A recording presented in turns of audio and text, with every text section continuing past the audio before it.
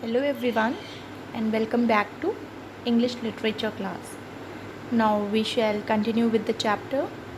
Yesterday we have finished page number 37 and 38 of chapter 4, that is Chotu sees a snake.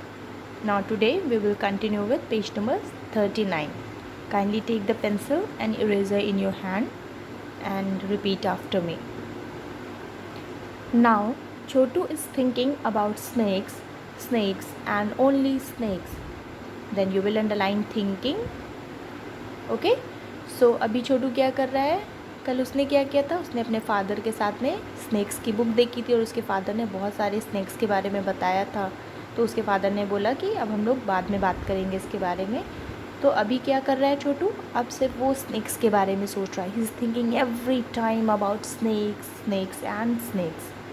That night Chhotu goes to his bedroom. फिर उसी दिन वो अपने bedroom में जाता है. क्यों? Because he wants to sleep. He turns off the light. You will underline turns off. वो अपनी कमरे की लाइट, अपने रूम की लाइट को ऑफ कर देता है. The room is dark. You will underline dark. अभी रूम में अंधेरा हो गया. When we switch off the light what happens, it becomes dark. Yes. Soon he falls asleep. You will underline asleep and falls also.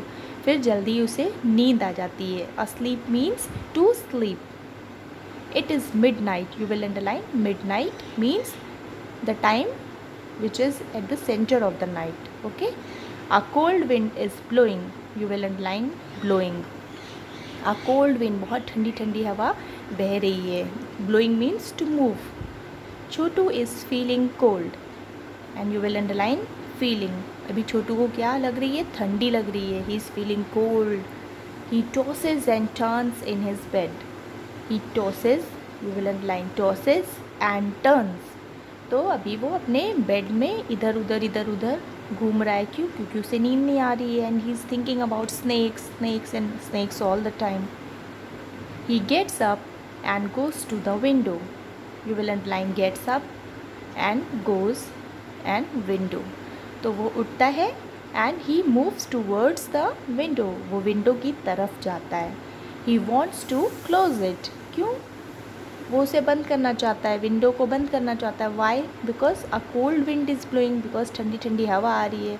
Then he thinks कि okay I shall close it. But what does he see? But वो वहाँ पे क्या देखता है? What does he see? A snake on the window. Oh God, what does he see? A snake on the window.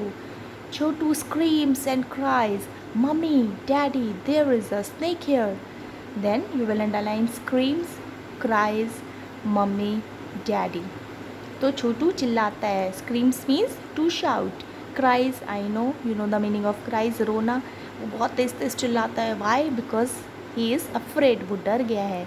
Mummy, Daddy, there is a snake here. वो कहता है यहाँ पे snake है. Now mummy and daddy are in Chotu's bedrooms. Now you will underline mummy daddy. You have already underlined. तो mummy daddy जल्दी से छोटू के बेडरूम में आ जाते हैं. There's a snake over there. तो छोटू क्या कहता है कि वहाँ पे स्नैक है. छोटू says pointing to the window. You will underline pointing. तो विंडो की तरफ दिखाते हुए what does Chhotu says? Mummy वहाँ पे स्नैक है. पापा brings his torch light. You will underline torch light.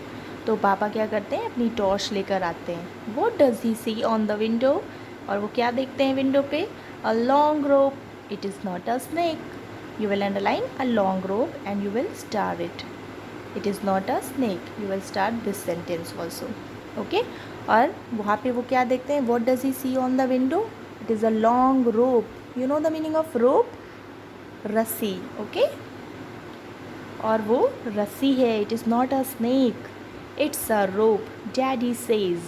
और ये रस्सी है. फिर डैडी कहते हैं बेटा डरो मत. Now go to sleep dear and be a brave boy. Mummy says. You will underline brave boy.